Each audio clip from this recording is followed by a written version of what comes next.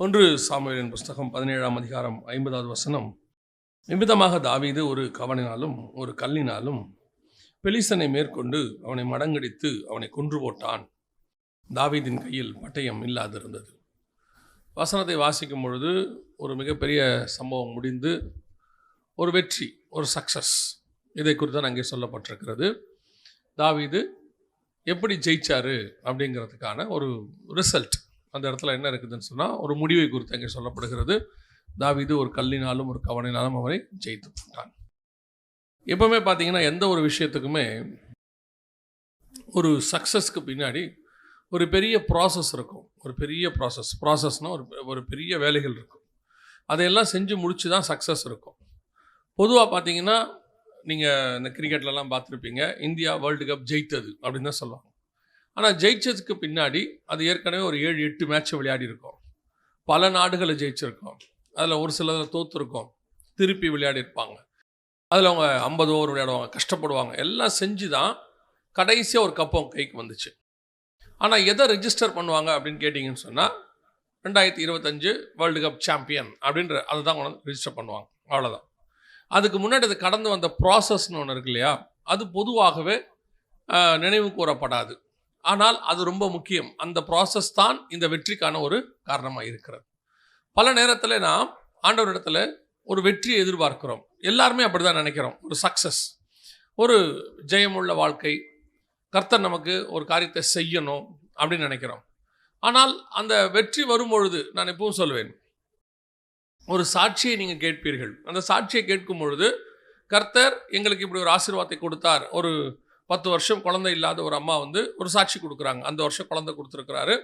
அவங்க குழந்தையோடு கூட சாட்சி சொல்லுவாங்க. 10 வருஷம் எங்களுக்கு குழந்தை இல்லாமல் இருந்தது, கர்த்தர் கிருபையை எங்களுக்கு கொடுத்தாருன்னு ஒரு 10 நிமிஷத்தில் அந்த சாட்சியை சொல்லிடுவாங்க. சில நேரத்தில் 1/2 மணி நேரத்தில் சொல்லுவாங்க. ஆனால் அந்த சாட்சியை அவங்க சொல்கிறதுக்கு முன்னாடி ஒரு 10 வருஷ ப்ராசஸ் இருக்குது. என்ன இருக்குது? ஒரு 10 வருஷத்தினுடைய காலம் இருக்குது. அவங்க கடந்து வந்தது, அவங்க எதை கிராஸ் பண்ணாங்க, எத்தனை ஏளனங்கள், எத்தனை பேருடைய சுடு சொற்கள், எந்த இடத்துல மெடிக்கலி அவங்களுக்கு சொன்ன வார்த்தைகள், எவ்வளோ நெகட்டிவிட்டி, எவ்வளவோ இருக்குது.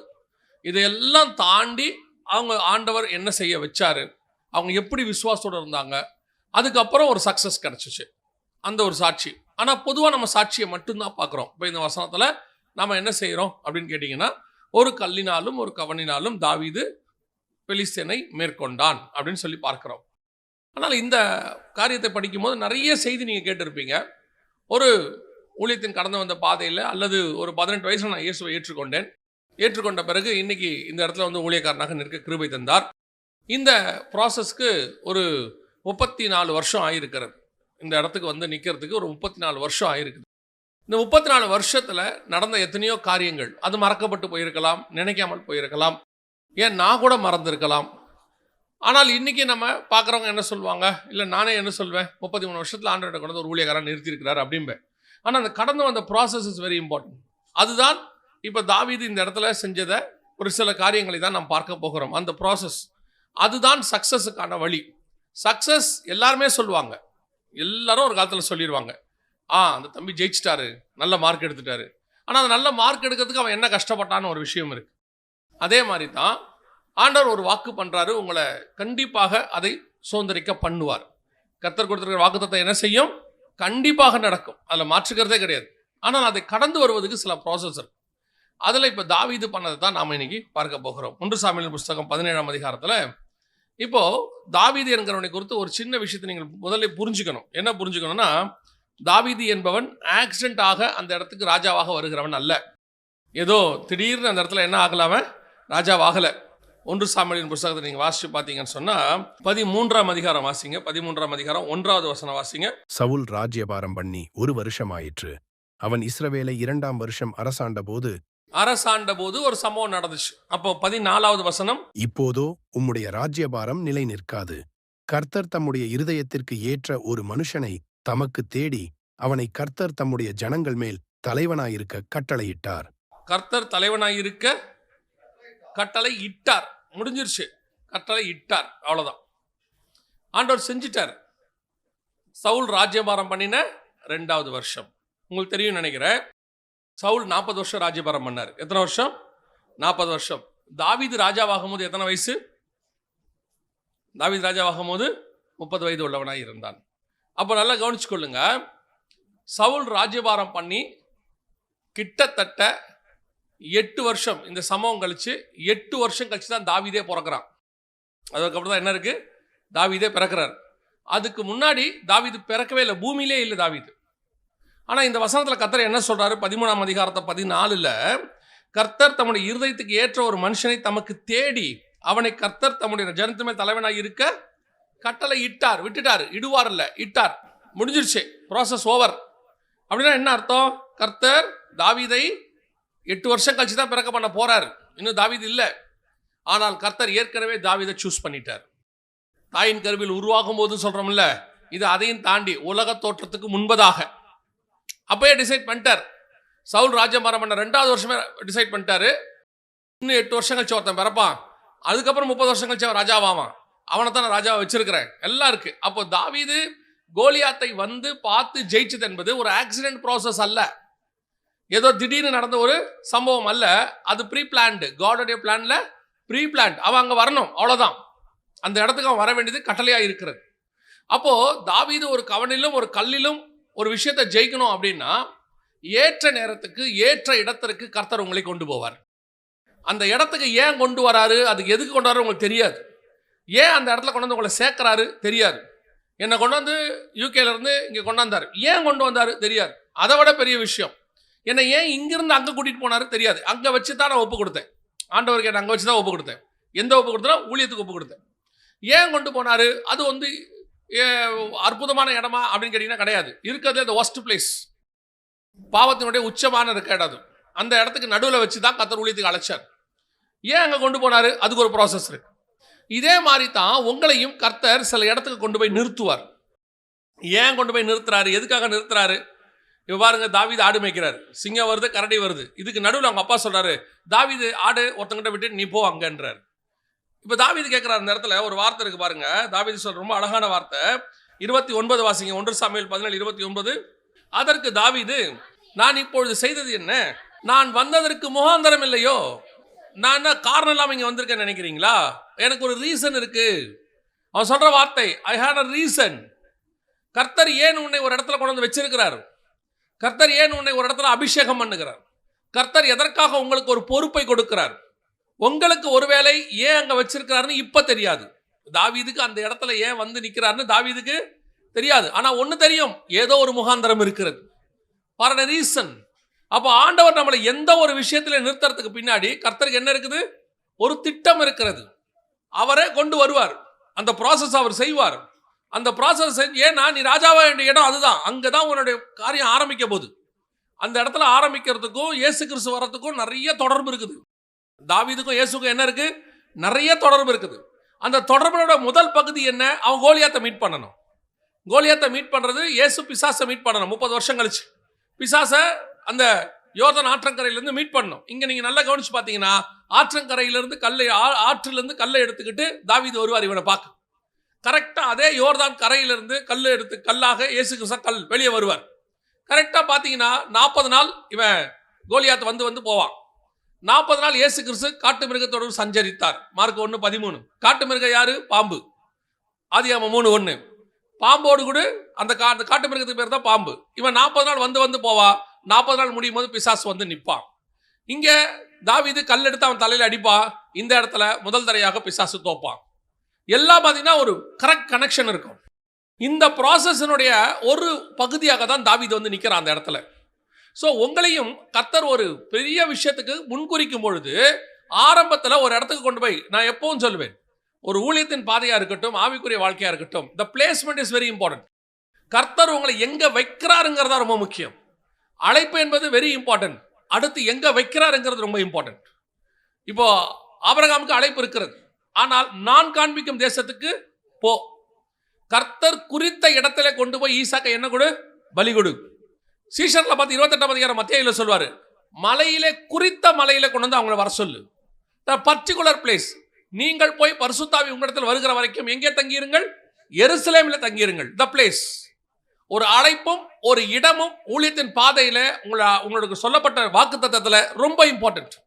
அதை ரெண்டையும் கன்ஃபார்ம் பண்ணணும். எப்போ யார் எங்கிட்ட ஊழியத்தின் பாதையில் அல்லது அழைப்பு வந்து நாங்கள் வரேன்னு சொல்லி ஜோம் பண்ண சொன்னாலும் நான் சொல்கிறது 2 காரியத்தை கன்ஃபார்ம் பண்ணுங்க.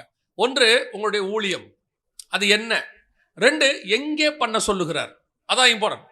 நீங்கள் அழைப்பு வைத்துருவீங்க, ராங் பிளேஸுக்கு போயிடுவீங்க.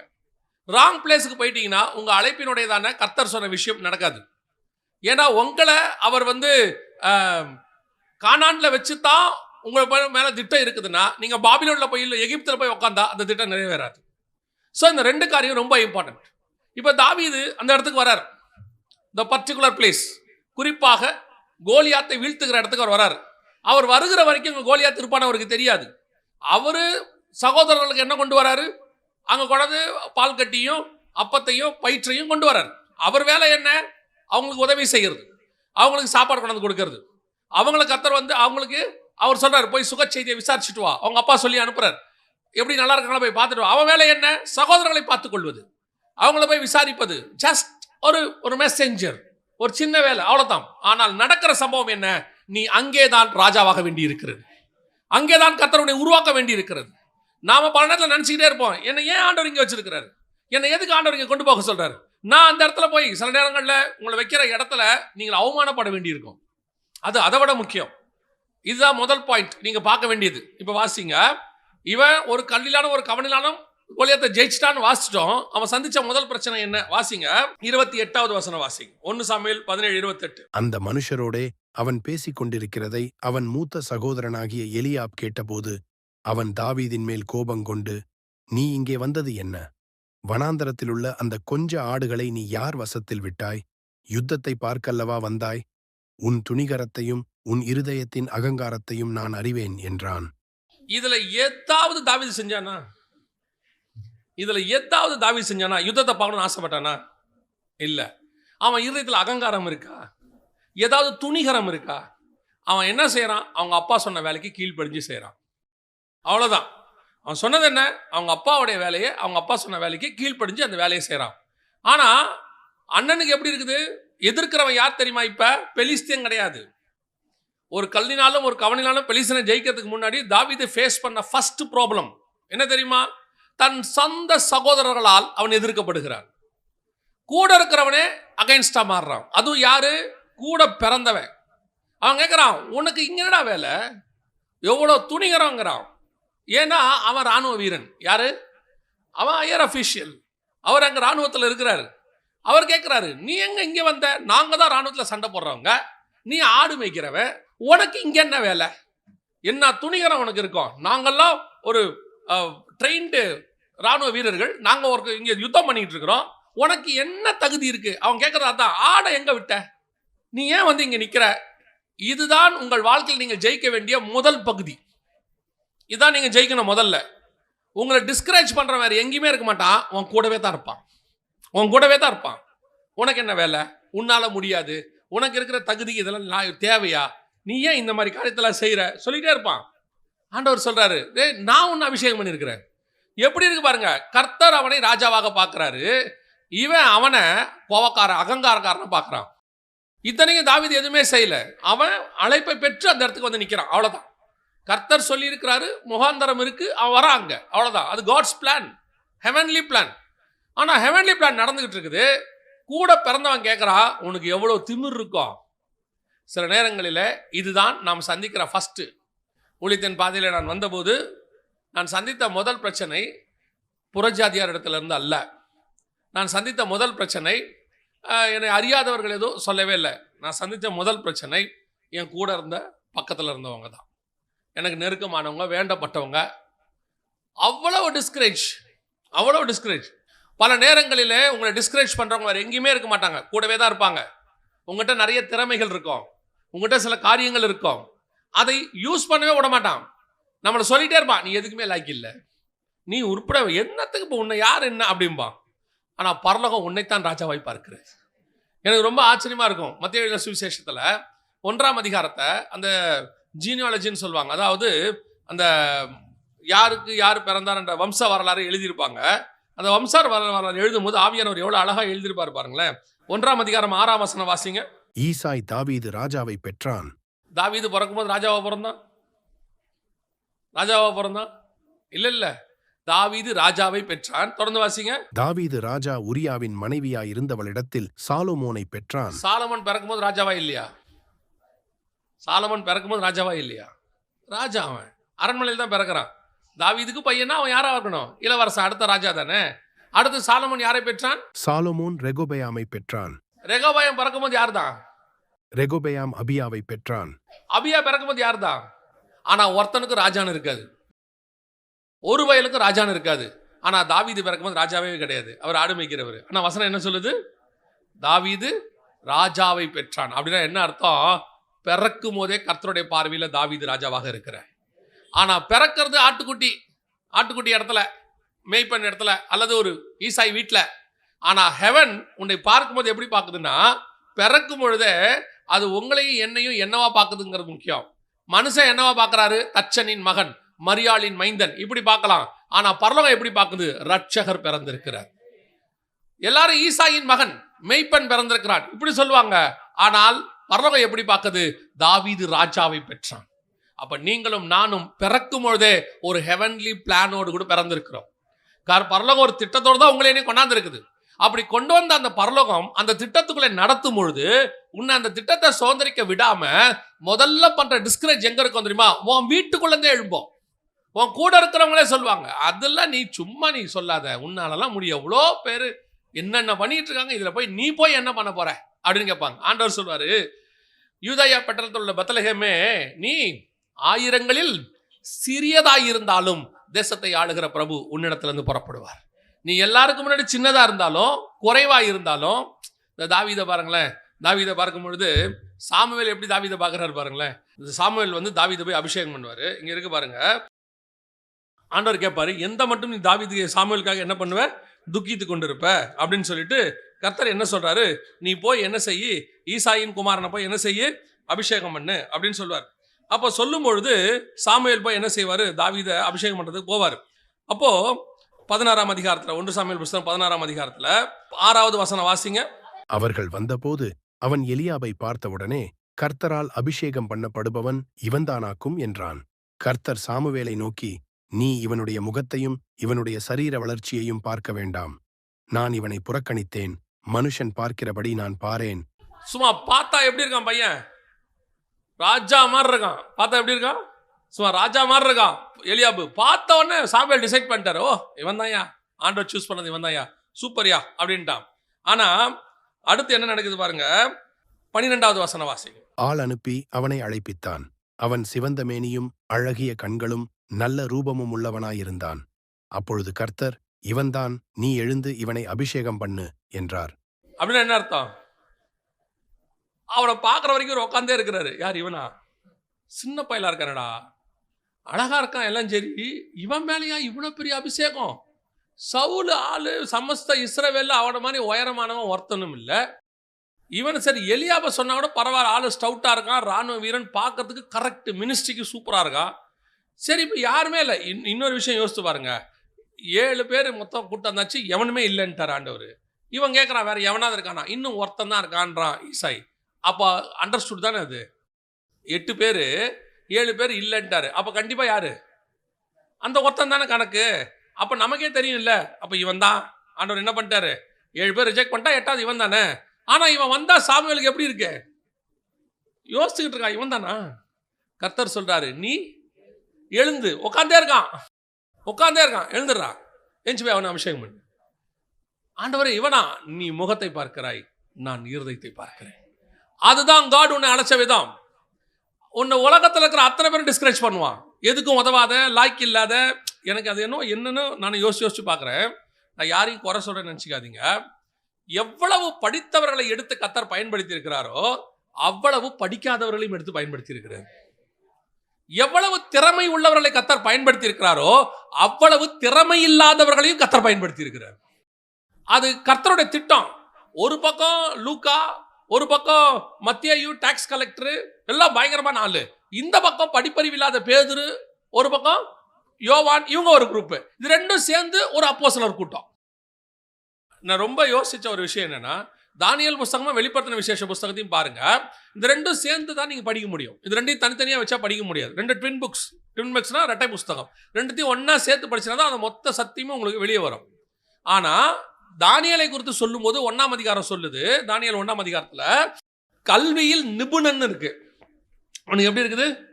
பயங்கரமான ஆளு, கிராஜுவேட், இன்டலெக்சுவல் அப்படின்னு அர்த்தம். பயங்கரமான அறிவாளி. யாரு? தானியேல். அதோடைய அடுத்த பகுதி யாருக்கிட்ட கொடுக்கிறாரு? யோவான் கிட்ட கொடுக்கிறாரு. யோவானை குறித்து அப்போஸ்தலர் நடவடிக்கைகள் சொல்லுகிறது படிப்பறிவு இல்லாதவர் என்றும் பேதமை உள்ளவர் என்றும். ஒரு பகுதியை படிச்சவங்கிட்ட கொடுத்துட்டு ஒரு பகுதியை படிக்காதவங்கிட்ட கொடுத்துட்டாரு. என்ன ஆண்டவரே, இதோட இன்னொரு பகுதி இவனை மாதிரியே படிச்சவங்கிட்ட தானே கொடுக்கணும். ஆண்டவர் சொல்றாரு, நீ முகத்தை பார்க்கிறாய், நான் இருதயத்தை பார்க்கிறேன். நான் வெளிப்பாடு கொடுப்பதற்கு தேவை கல்வி நிபுணத்துவம் அல்ல, வெளிப்பாடு கொடுப்பதற்கு தேவை அவனுக்கும் எனக்கும் உள்ளதான உறவு. தானியேலுக்கு இருந்த உறவும் யோவானுக்கு இருந்த உறவும் ஒரே உறவு, கர்த்தரோட. இவன் அங்க காத்திருப்பான் தேவ சமூகத்துல, அவன் மார்பிள சாஞ்சிருப்பான். ரெண்டு பேட்டி ஒப்பு கொடுக்குறான், அவ்வளவுதான். இதுல நீ என்ன படிச்சிருக்க, எப்படி வளர்ந்திருக்க, இவன் பின்னாடி என்ன, பேக்ரவுண்ட் என்ன, நீ யாருடைய பையன், நீ இன்னாருடைய பேரன், அதெல்லாம் தேவையே இல்லை. இங்க அதெல்லாம் தேவையே இல்லை. உன் மேல கர்த்தருடைய அழைப்பு இருக்குதா? உன்னை உலகம், குறிப்பாக கூட இருக்கிறவர்கள் உன்னை எவ்வளவுதான் உன்னை டிஸ்கரேஜ் பண்ணாலும் கவலைப்படாம ஓடிக்கிட்டே இரு. காரணம், நீ கர்த்தரால் அபிஷேகம் பண்ணப்பட்டவன், கர்த்தரால் அழைக்கப்பட்டவன், நீ மிகப்பெரியதான ஒரு தரிசனத்தோடு உட்கார்ந்து இருக்கிறவன். உன்னை தடுத்து நிறுத்த யாராலையும் முடியாது. ஆனா அவன் செய்யற ஒரு வேலை என்ன இருக்குதுன்னா, உன்னால முடியாது, இது பார்த்துக்க, உனக்கெல்லாம் எவ்வளவு திமிரு அப்படிம்பா. இது முதலாவது உனக்கு நடக்கக்கூடியது.